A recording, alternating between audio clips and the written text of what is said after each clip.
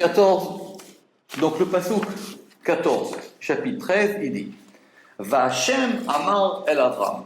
Et Dieu, il a dit à Avram Acharé Ipared Lot. Après qu'il se soit séparé de Lot, Sana Enecha, élève tes yeux, Ur-e et regarde, Minamakom Asher Ata Sham, de l'endroit où tu es là-bas, Safona vers le nord, Venegba et vers le sud, Vekedma et vers l'est, Veyama et vers l'ouest. C'est ce verset qui nous préoccupe aujourd'hui. On va donc le relire. Va Hashem Amar El Avram. Et Dieu, il a dit à Avram Acharé Ipared Lot Meimo. Sana Enecha, élève tes yeux, et regarde, Minamakom, le Zohar, il va expliquer après ça. Et regarde de l'endroit où tu es là-bas, Safona vers le nord, Vanegba vers le sud, Vakedma et vers l'est et vers l'ouest. Ok? Très bien. La question qu'on va avoir, c'est quel rapport entre le début du verset enfin, on va dire que dans le verset, il y a 3 moments. Premier moment, c'est une fois qu'il se soit séparé de l'autre. Deuxième moment, il lui dit lève tes yeux et regarde de l'endroit où tu es là-bas. C'est quoi ce Cham? Et après, il lui dit regarde vers le nord et vers le sud et vers l'est et vers l'ouest. Ok?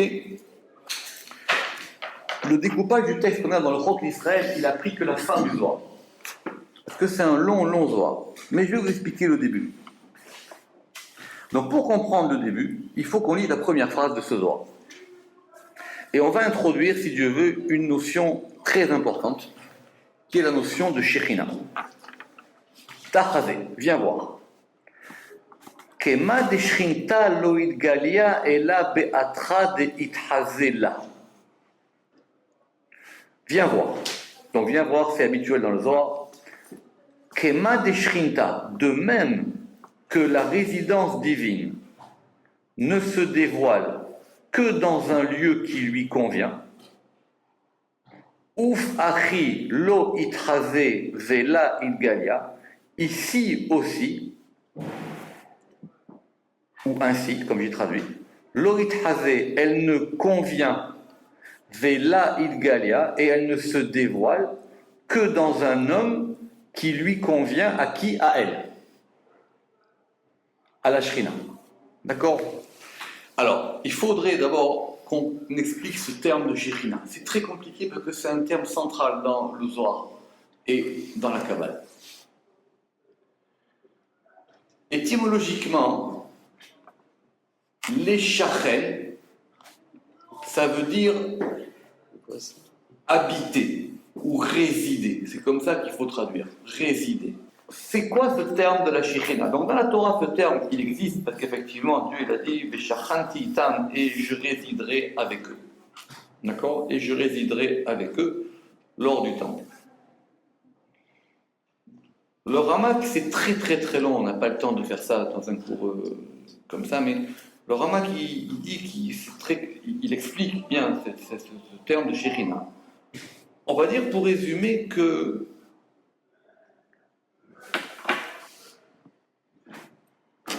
la Shekhinah, c'est le fait qu'il y ait une présence divine. D'ailleurs, c'est pour ça qu'on traduit en général aussi la Shekhinah par la présence divine.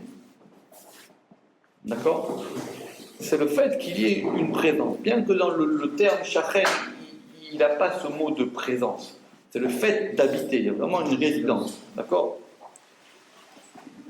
Ça veut dire quoi? Ça veut dire qu'a priori, même si Dieu a créé le monde, même si Dieu s'occupe de tout, il n'est pas forcément présent parmi les hommes. Il ne réside pas forcément parmi les hommes. D'accord? La preuve, c'est que la construction du temple, ou la construction du tabernacle dans le désert, c'était un lieu pour faire résider Dieu. D'accord? D'où la fameuse question, mais alors il ne réside pas là-bas et ailleurs. On dit oui, mais il réside dans vos cœurs, mais il faut que votre cœur aussi, c'est un peu un tabernacle. C'est un endroit où on va faire résider Dieu. D'accord? Cet endroit où on fait résider Dieu, c'est-à-dire qu'on va faire du monde quelque chose où le divin habite. On va faire du monde un endroit qui soit en liaison ou qui soit un lieu d'habitation pour le divin. C'est ça la Shekhinah, la définition la plus générale de la Shekhinah. D'accord? Notez qu'en hébreu c'est féminin. D'accord? D'ailleurs même en français, quand on dit la présence ou la résidence, c'est au féminin. C'est-à-dire c'est le côté féminin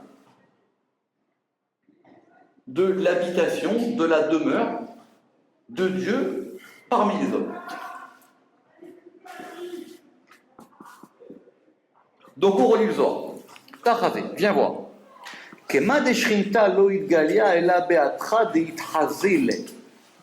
Là. De même que la résidence divine ne se dévoile. Ça veut dire quoi qu'elle se dévoile? Ça veut dire qu'elle est perceptible. Ça veut dire qu'on peut la voir que dans un endroit qui lui convient. Évidemment, on ne peut pas la faire résider dans un endroit qui ne lui convient pas. On ne met pas une mezouza dans les toilettes. Donc il faut que l'endroit lui convienne. Il faut que cet endroit il soit capable de recevoir la chose. Donc ici, on a toutes les notions. C'est-à-dire qu'il faut qu'il y ait un réceptacle qui soit convenable pour que la Shekhinah puisse y habiter. D'accord? Ça, le soir avant, il a expliqué par rapport à un lieu. La preuve, le soir de l'exemple, c'est que Yona, notre fameux prophète, Yona, pourquoi est-ce que, quand Dieu lui a parlé, il a dit « je m'en vais », parce qu'il a dit « si je m'en vais en dehors d'Israël, là-bas, Dieu ne pourra plus me parler ». Parce que là-bas, la Shekhinah, elle n'y est pas. Il a dit « je me mets dans un endroit où mon portable ne capte plus. Mon portable de Shekhinah ne capte plus, me met sous un tunnel. » Le soir, il va dire « oui, mais attention, il y a eu des prophètes qui ont eu aussi des révélations dans les terres qui n'étaient pas Israël. D'accord ? Yereskel, il a eu. Bon, c'est un soir compliqué, il veut dire que là-bas, Yereskel, c'était par rapport à un moment, qu'ils avaient besoin de ça, etc., etc. Mais normalement, la Shekhinah, il faut un lieu qui lui convienne. Et ce lieu qui lui convient, c'est le lieu d'Israël. Et même encore mieux, c'est quand en Israël, il y a le temple. Bon, est-ce que la Shekhinah, elle peut se dévoiler en dehors d'Israël? C'est une autre question. Mais si c'est par rapport à un lieu, elle a besoin d'un lieu. Donc, de même que la Shekhinah, pour se dévoiler, elle a besoin d'un lieu qui lui convient. Ainsi, c'est-à-dire de la même manière, elle ne convient et elle ne se dévoile. Et non, elle ne se montre. Voilà comment il aurait dû le mettre. Elle ne se montre et ne se dévoile qu'à un homme qui lui convient. De la même manière pour un homme. On n'est pas de problème. Un homme peut être aussi un véhicule du divin. Un homme, il peut aussi être un exemple du divin. Mais il faut que ça, pour que la résidence divine soit sur lui, pour qu'elle réside en lui, la Shekhinah aussi, elle a besoin que cet homme, il en soit capable. Il faut qu'il puisse accepter cette chose-là. D'accord ? Donc, on peut comprendre ici simplement aussi que tout ce qui est marqué dans la Bible, dans la Torah, concernant la sainteté, concernant la pureté, c'est lié à ça. On ne peut pas faire, puisque le but, le soir il dit Shekhinah batartonim sorer gavoa.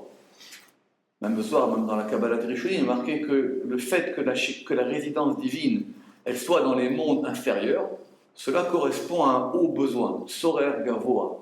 Shekhinah batartonim sorer gavoa.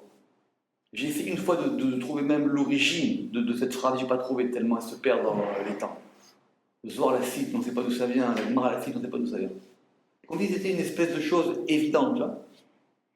Le fait que la Shekhinah se dévoile dans les mondes inférieurs, ça correspond à quelque chose de très haut. Bon, dans la Chassidut, c'est devenu ça le but. La Chassidut, c'est que Dieu puisse avoir une habitation sur terre. Mais bon, ce soir, il ne va pas quand même aussi loin que ça. Donc, de la même manière que c'est dans un lieu, ça peut être aussi dans un homme. Je vais doucement parce que c'est très important d'être bien clair sur tous ces points-là, parce qu'après on va voir qu'on va poser plein de questions sur l'exil, sur quels sont les hommes sur lesquels ça peut arriver, sur comment ça peut arriver, comment ça peut disparaître, comment ça vient, comment ça repart, cette chose-là.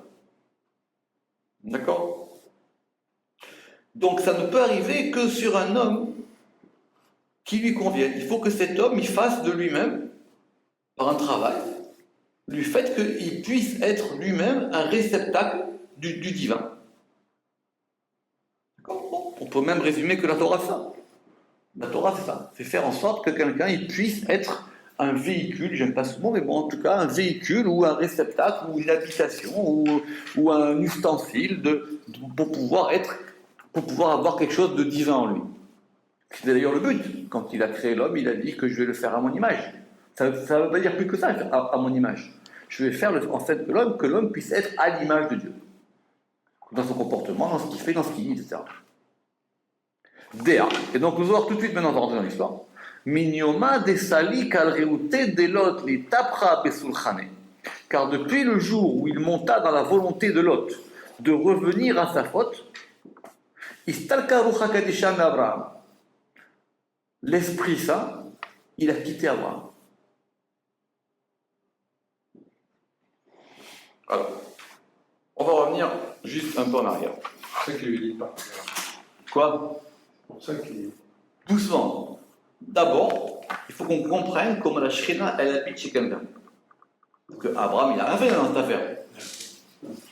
D'accord? Alors, la première note du Rama qui dit parce que cet homme n'est pas dominé par les écorces du mal. Et la résidence divine, en se dévoilant à lui, ne s'habille pas dans ses écorces. Elle peut descendre, la Shrina. Et si simplement dans cet homme, il y a des choses qui ne sont pas bonnes, alors la Shrina, elle va devoir, pour habiter en lui, avoir un rapport avec le mal. C'est pas ça le but. Il faut que lui soit en connexion par rapport à ça. C'est pour ça que Yona, il a dit, moi, je vis dans un endroit où ça ne capte pas. C'est ça qu'il a dit. Il a dit, moi, je m'en vais. Même ils l'ont dit sur le bateau. Ils l'ont dit, toi, tu t'échappes de devant Dieu. Tu veux être hors réseau. C'est exactement ça, c'est hors réseau. Tu veux être hors réseau, tu veux que ça capte plus. Il dit oui, c'est ça que je veux. Il dit, mais tu crois que c'est comme ça? Et après la baleine, tout ça, d'accord? Toute l'histoire, c'est la Tara de Yona. Et après la baleine, on verra après l'histoire de la baleine, c'est encore une autre histoire. Si un jour on a le temps, on fera ça. Ok. Alors maintenant, qu'est-ce qu'on dit? On dit depuis le jour où Lot, donc apparemment Lot il s'est retourné. Au départ il était sur une bonne voie avec Abraham. Là c'est pas n'importe qui aussi d'être avec Abraham. Il faut être à la hauteur aussi. D'accord? Il faut être à la hauteur d'habiter avec Abraham. Vous n'êtes pas avec n'importe qui, ça rigole pas. D'accord? On verra la semaine prochaine, même quand les anges sont venus chez lui, il a dit ange ou pas ange, moi je veux savoir qui vous êtes. D'accord? Vous vous rappelez cette histoire? Il leur a fait prendre un bain, il a mis au mikvé, il a dit je veux savoir qui vous êtes. D'accord? C'était un soir qu'on a fait l'année dernière, si vous vous souvenez. D'accord? Donc, ça rigolait pas chez Abraham. C'était dans la maison d'Abraham. C'était pas comme ça. Donc à partir du moment où Lot, maintenant, simplement lui, le Zohar il dit des sali kalreouté, c'est monté dans sa volonté de se retourner, le roi Kadisha, l'Esprit Saint, il a quitté Abraham. Vous allez me dire quel rapport, parce qu'il ne faut rien lâcher sur le Zohar, il faut être vraiment travailler sérieusement. Quel rapport entre la Shrina et le roi HaKodesh? Quel rapport? On a parlé de la Shrina. Pourquoi maintenant on parle du roi HaKodesh? Comment on passe de la Shrina à l'Esprit Saint? Le Zohar apparemment pour lui ne pose pas de problème. Il dit, il faut que l'homme il soit convenable pour que la Shrina elle soit en lui. Et maintenant on nous dit deux choses. Non seulement c'est pas Abraham, c'est Lot, donc il est à côté de lui. Et Abraham, il a perdu le roi HaKodesh. Dis-moi qu'il a perdu la Shrina. Mashma, que Shrina et le roi HaKodesh c'est lié. D'accord?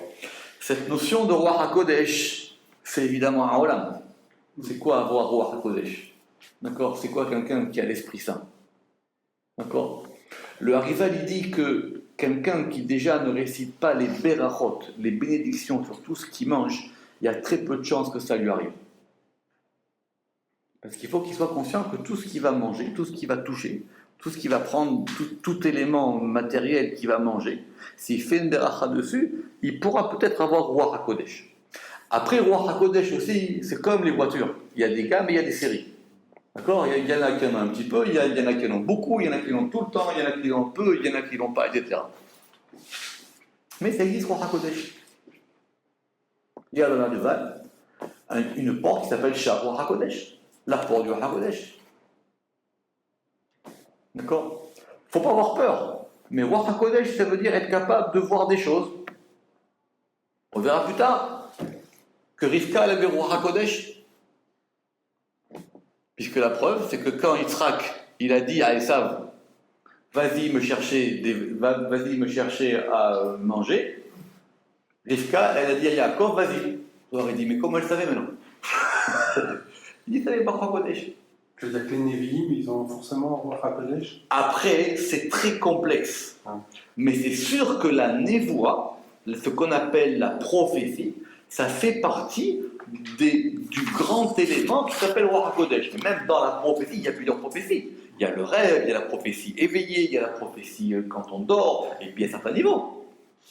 Comme il dit, c'est comme les voitures, il y a des gammes. Tu peux avoir une R5 de Roi HaKodesh, tu peux avoir une Rolls-Royce de Roi HaKodesh. Ça dépend comment tu l'as. D'accord? On ne peut pas comparer le degré de Roi HaKodesh de Moshe avec celui d'Abraham, avec celui de plein de choses. Vous aurez beaucoup de questions comme ça. D'accord? Même dans la paracha. Bon, on verra. Je ne vais pas me disperser sur cette histoire-là, parce que ce n'est pas notre sujet. D'accord? Ok.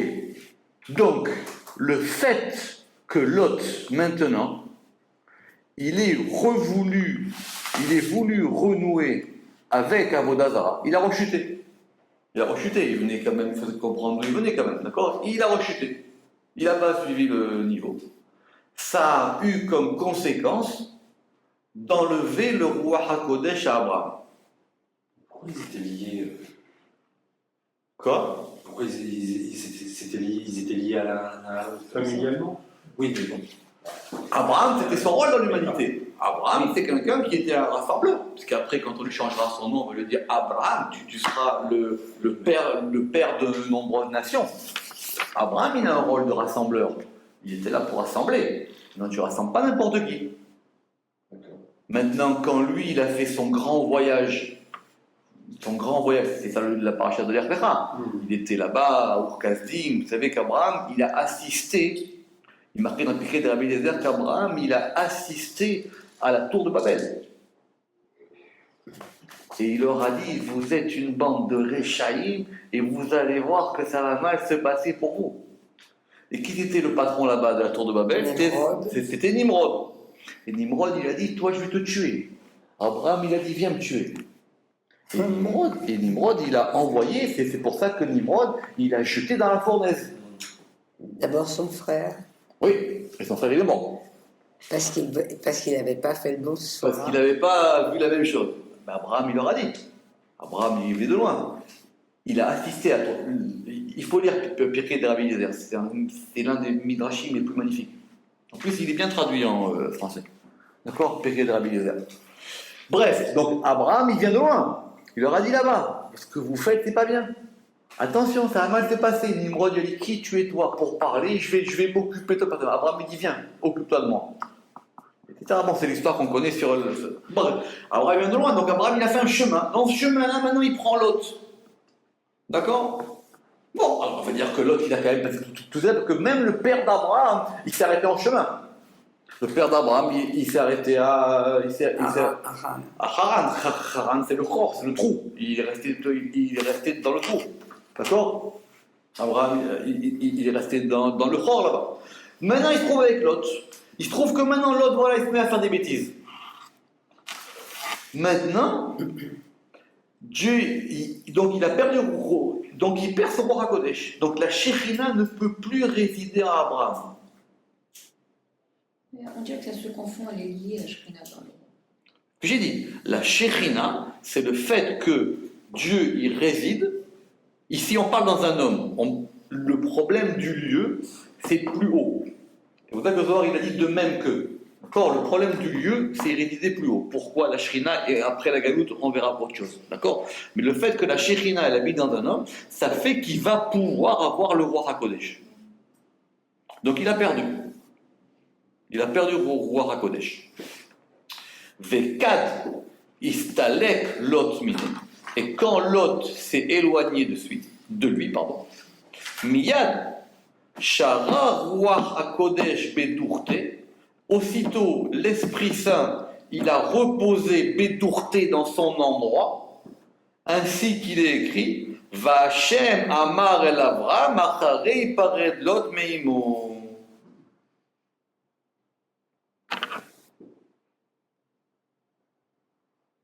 Vous avez compris? Comment tu as traduit mais... De lui. Mais il paraît, moi je l'ai traduit au passif. Mais en fin de compte, non, c'est qu'Abraham, il a séparé Lot de lui. D'accord? C'est ça, il a fait ça une pré-Brit Mila. Tout à fait. Voilà. Alors, c'est l'une des questions. Mais pour le moment, nous, on va être médaillés sur la chaîne Zohar. Donc, déjà, on comprend que le verset qui nous intéresse, que quand on dit que Va Hachem Amar el Avraham, que Dieu il a parlé à Abraham après qu'il ait séparé Lot de lui, que c'est un lien de causalité. C'est parce qu'il a renvoyé Lot de chez lui que Dieu maintenant lui parle. C'est pas que la Torah nous donne des éléments chronologiques, la Torah elle nous donne des éléments causaux qui répondent à une causalité. Donc la causalité, parce que maintenant il a renvoyé Lot de chez lui, alors maintenant Dieu il lui parle. Si on veut être encore plus fin, il n'y a pas marqué Hachem, il y a marqué Vachem, Vadonai. Or c'est connu dans le Midrash que chaque fois qu'il y a marqué Vadonai avec un Vav, c'est Dieu et son Beddin, c'est-à-dire Dieu et la Shrina. Chaque fois que dans la Torah c'est un klal, que Rashi donne, au nom du Midrash, que chaque fois qu'il y a marqué dans la Torah Yud Kevavke, c'est Dieu. Chaque fois qu'il y a marqué Vadonai et Dieu, c'est Dieu et son Beddin. D'accord? Bon, ça c'est des choses connues. Juste. En fait, l'autre, c'est un voleur, c'est ça, c'est pour ça qu'il prend. On n'a pas dit que c'est un voleur. Je vous dis c'est compliqué parce qu'après Abraham, il va aller le sauver. D'accord? C'est compliqué, d'accord? Mais pour le moment, il a besoin de se séparer de lui. D'accord? On va voir après. Il y a un moment où il faut couper avec des gens qui ne sont pas bons. Il n'y a pas à discuter, non, c'est tout. Stop. Toi, tu vas à droite, je vais à gauche. Moi, je vais à gauche, tu vas à droite. Stop. On n'a plus rien à faire, tout le monde ensemble. Terminé. Terminé, c'est tout. Ce qu'il m'a dit, non? Rien, je ne veux pas avoir. Je veux pas, ça ne m'intéresse plus. Bon, ça on verra plus tard pour les petites morales de l'histoire. Notez que le Zohar, il a dit Miyad, aussitôt, Shara Ruach HaKodesh Beturte. Aussitôt, l'Esprit Saint, il a résidé dans son endroit. Ça veut dire qu'Abraham, c'est lui le Makom de la Shrina. Pourquoi il a dit dans son endroit? Pourquoi est-ce qu'on n'a pas dit dans Abraham? Parce qu'Abraham, c'est le lieu de la Shrina. La question qu'il a posée, elle est très bien. On verra plus tard. Parce que ça se réalisera avec la Brit Mila. Mais si vous voulez, si on dit que la Shrina, c'est un Hé, or Abraham, il n'a pas de Hé dans son nom encore. Il lui manque un Hé. Et ce Hé, c'est la Shrina qui va être en lui. Simplement, pour le moment, il n'a pas. Et ça lui viendra plus tard. Mais en tout cas, Abraham, c'est le lieu de la Shrina. C'est lui son lieu. C'est ce que vous aurez dit. Mais Dourté, pourquoi est-ce qu'elle n'a pas dit Miyachera, Roi, Kucha, Abraham? Pourquoi il a marqué Dourté? Pourquoi il a marqué dans son endroit à lui? Dans son endroit à elle, pardon. Abraham, c'est le lieu de la Shrina. C'est lui. C'est lui maintenant le véhicule de la Shrina sur terre. C'est-à-dire qu'avant, il n'y avait rien. C'est son potentiel. C'est-à-dire que c'est le contenant historique du... Oui, c'est lui. C'est ça la force des patriarches. Mais on peut dire pareil pour Sarah. Quoi? On peut dire pareil pour Sarah. Peut-être après. Quoi? Alors, ça, c'est une autre question. Ça, c'est pourquoi on a mis un Hé à Abraham. Maintenant, pourquoi on lui a enlevé un Yud à Sarah, c'est une autre histoire. Parce que je sais, vous allez me dire qu'on a coupé le Yud en deux. D'accord? Mais on la connaît cette histoire. Mais c'est plus compliqué. Mais d'accord. Mais parce on dit qu'on a coupé le Yud en deux et que le Yud c'est 10 et 10 c'est 2 fois 5 et que donc Abraham il a pris un et Sarah elle a pris un et. C'est plus compliqué que ça. D'accord? On ne fait pas des mathématiques. Oui, mais elle aussi, elle avait la Shrina, puisqu'elle avait le voir à côté. Si elle avait. Maintenant ici on parle d'Abraham. D'accord? C'est la suite de la paracha, mais il ne faut pas tout faire. Déjà, dans une vie, si vous comprenez un verset, c'est beaucoup, d'accord? C'est pour ça qu'Abraham, il va dire, c'est pour ça qu'Abraham, il n'a pas menti quand il a dit à Pharaon, c'est ma sœur.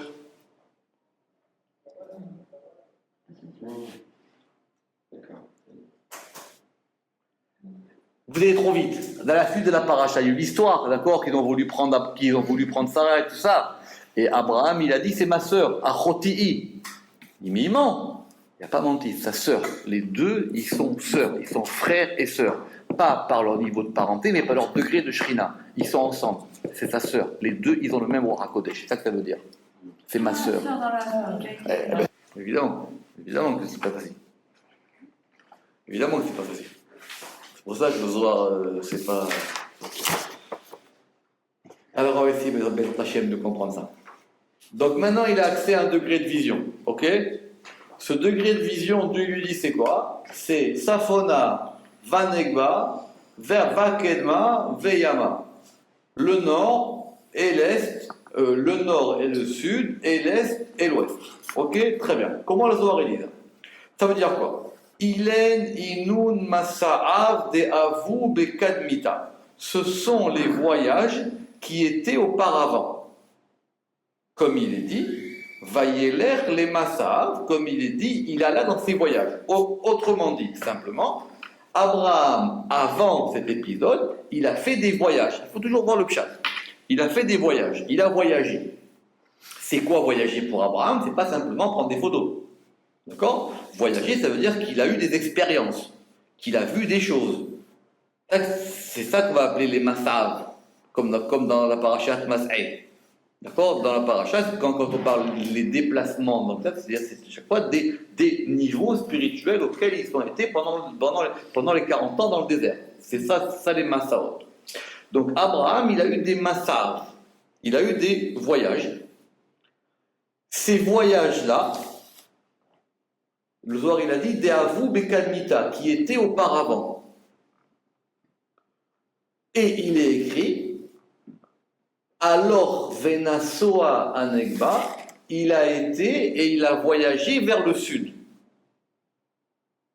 Alors, le sud ou le nord, l'est et l'ouest? Savoir maintenant où il va Abraham. Il va où? Vers le sud. Il va vers le sud. La direction d'Abraham, c'est le sud. Les voyages d'Abraham, ils sont des voyages du côté du sud.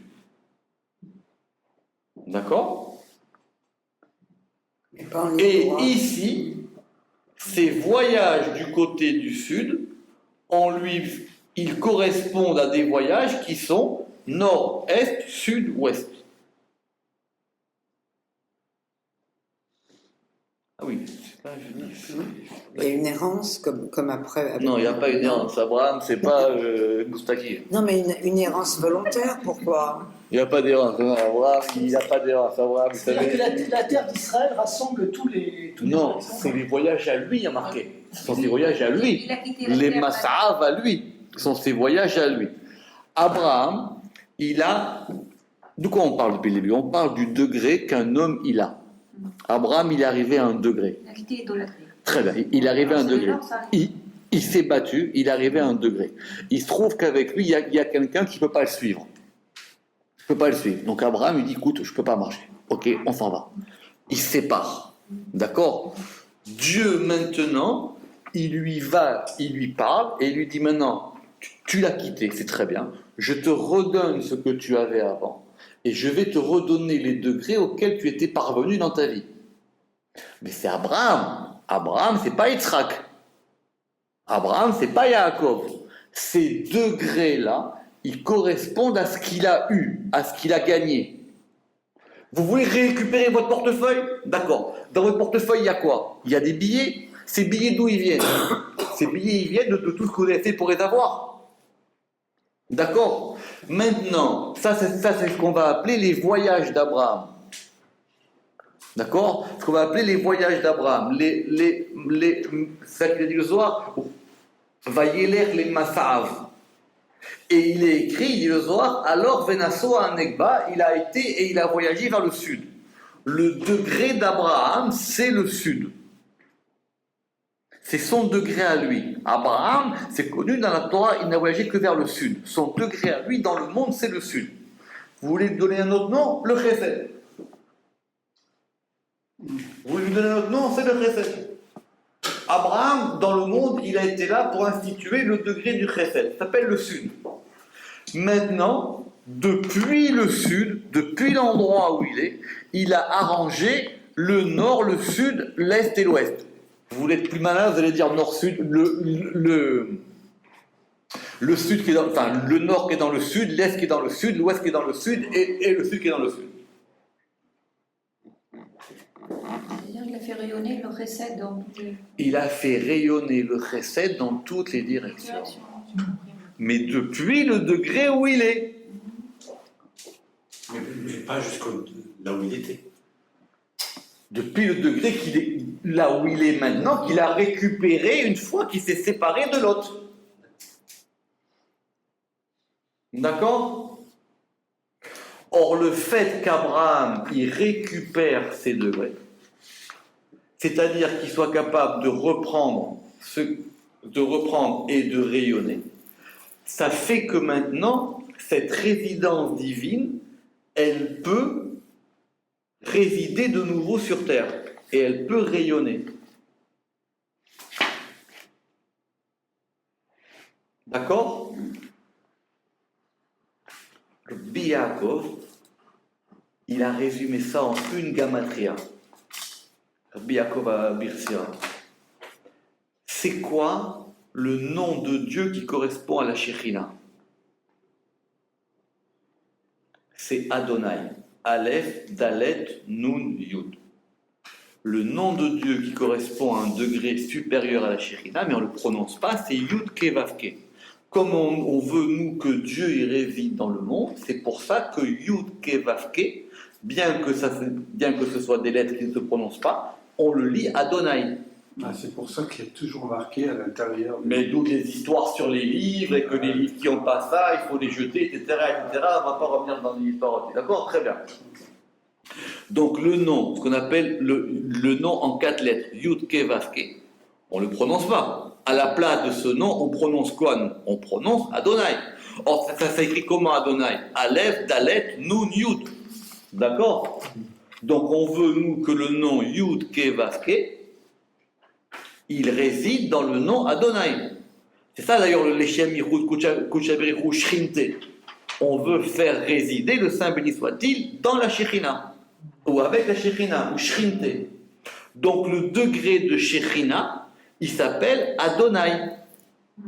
Adonai c'est combien? Aleph c'est 1, Dalet c'est 4. 1 et 4, 5. Et Nun 50, 55. Et Yud 65. Hanekba, vers le sud, Aleph c'est 5, Nun c'est 50, 52.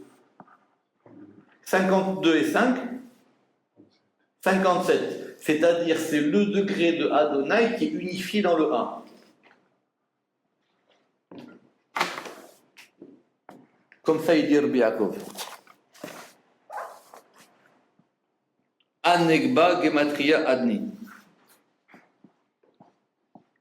55, attendez, 55 et 3, 58, 58, non, c'est pile. Normalement, c'est pile. C'est pile, j'ai même pas besoin d'un collègue, c'est pile, c'est 65 piles. Anekba, c'est Gematria Adonai. D'accord? Donc, Ilin, Dargin, Ilain, Deitater, Bemenuta, Shemata, Bekadmita, ce sont les degrés supérieurs dont il a été couronné dans la fidélité parfaite au commencement.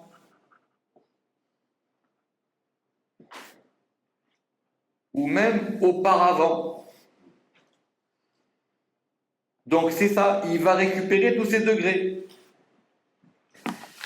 Et maintenant Dieu lui dit, non seulement ce truc-là, tu ne le reperdras plus jamais, mais je te le donne pour toi et pour tous tes enfants et pour tout Israël à toujours. C'est ça la force d'Abraham maintenant. Il avait une part, cette part il a perdu, il la récupère, et maintenant Dieu lui dit, tu sais quoi? C'est fini. Toi, lui, il a eu peur Abraham. Comme du soir, il est marqué Ava Dachil Abraham. Il a dit peut-être j'ai perdu ça. Il lui a dit, tu sais quoi? Comme dit soir, Ordin il basser, et donc cela lui fut annoncé. Que cela qui ne la perdrait jamais, ni lui ni ses enfants pour toujours. Et c'est pour ça que Dieu lui dit qui est car toute la terre que tu vois, je te la donnerai à toi et à ta descendance pour toujours. C'est quoi la terre? C'est quoi ici? C'est quoi la terre? C'est la Shrina. Bien sûr.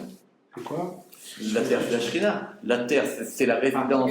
C'est quoi cette terre-là? C'est le lieu où la résidence divine, elle est là. La Shrina est toujours avec nous quand on s'en galoute. Alors, doucement. Vous avez raison, madame. Vous avez raison. Pour le moment, ici, il lui dit, ce degré-là, non seulement je te le redonne, mais c'est fini, tu ne le reperdras plus. Il est maintenant attaché à toi. Apparemment, ça a été une épreuve pour Abraham de se séparer de Lot. C'était une épreuve. Je ne sais pas si c'est compté dans les affaires additionnelles. Il faudrait que je vois si c'est compté dans les épreuves d'Abraham. Mais en tout cas, le fait de se séparer de Lot, ça a été pour lui quelque chose qui lui a fait monter de niveau. Et non seulement ça, il dit maintenant, cette chose-là, elle est pour toi et tu ne la perdras pas. Maï Asher Roé. Alors ça veut dire quoi maintenant que tu vois? Parce que c'est le verset d'après, parce que toute la terre que tu vois, c'est quoi? Ça veut dire quoi que tu vois? Évidemment que je la vois maintenant. Quoi que je dis que tu vois? Aïdarga Kadmaha Galiala. C'est le premier degré qui lui a été dévoilé. Ça veut dire que c'est ce degré-là de vision que tu avais maintenant que tu récupères. Kama de Atamer, comme il est dit, l'Hachem Anira est là, pour Dieu qui se fait voir à moi. Dans la Bible, chaque fois qu'il y a marqué voix, c'est une vision. C'est une vision. Donc ce degré, je te le redonne. Donc maintenant, Abraham, ce degré que tu as perdu, tu vas le récupérer. Non seulement il est à toi, et il est pour toi tout le temps. Ou Begin car Asher Ataroé. Et donc ça veut dire quoi? Que tu vois. Begin Darga Da Kadma, à cause de ce premier degré. Itkalil Mikulu Dargin, qui est totalisé de tous les degrés, parce que maintenant ce degré de Shekhinah qu'Abraham il va être totalisé dans le nord, le sud, l'est et l'ouest. Il est totalisé maintenant dans tous les degrés. Tous les degrés maintenant, ils sont totalisés dans ce degré de Shekhinah qu'Abraham a eu. Vekuleu Ithazun Be, et tous ils se voient en lui. Que maintenant, par Abraham, on peut voir tous les aspects en même temps.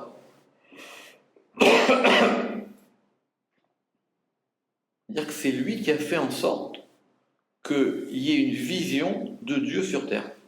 Que les gens ils puissent voir Dieu sur terre. Ça fait connaître Dieu. Ouais, mais ça veut dire ça. Mais ça veut dire ça.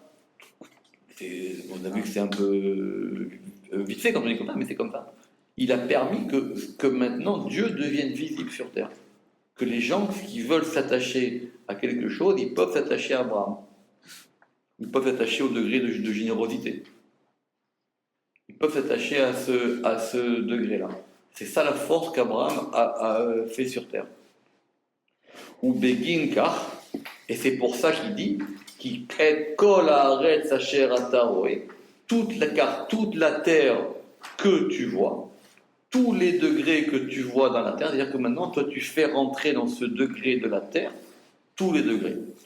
Comme ce soir, quand même la mort de quelqu'un ça va être difficile après la mort de Rav Yosef. Dans les Tikkun HaZohar, il pose la question que vous posez vous. Il dit d'accord, mais maintenant cette Shekhinah, elle est dans la terre, Israël normalement. Mais la terre d'Israël, elle est aussi dans le temple.